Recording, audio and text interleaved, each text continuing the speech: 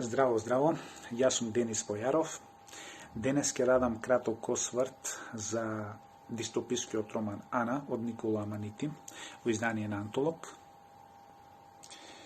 Ова е еден постапокалиптичен наратив што брилијантно ги манипулира вообичаените модели, па дури ги надминува нивните граници. Се појавува вирус во Брисел, кој за многу кратко време се шири низ цел свет и ги убива сите што се над 14 годишна возраст.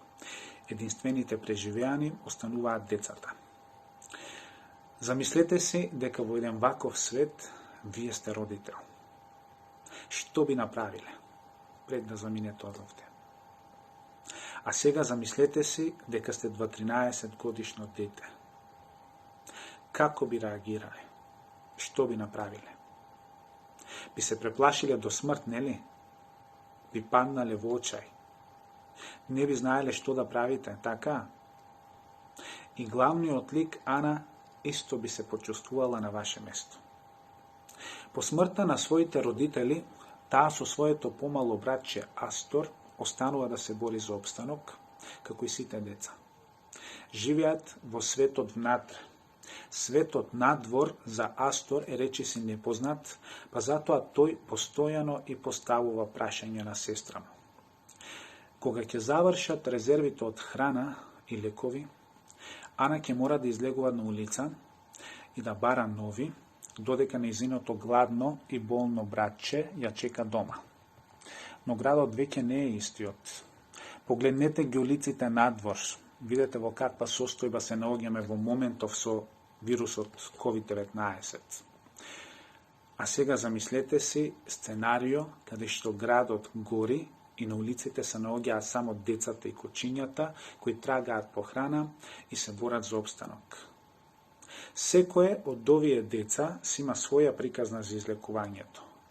Многу приказни на Ана и се чинат апсурдни и неверојатни, вклучувајќи и приказната за нејзиниот пријател Пјетро се викаше, со кој заедно трагаат по животот што го посакуваат сите. Во авантурите за живот им се придружува и кучето Галчо, нивниот најдобар пријател. Но ако Ана не верува во приказните на другите деца, што е тоа што ја држи Ана во живот? Тетратката на мајка ѝ.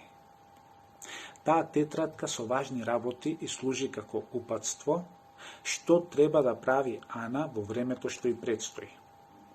Но најважното од се е дека таму некаде во светот има преживеани возрастни луѓе што подготвуваат лек што ќе ги излечи сите заразени деца, но тоа никако не значи дека треба да седат со скрстени раце и да не прават ништо.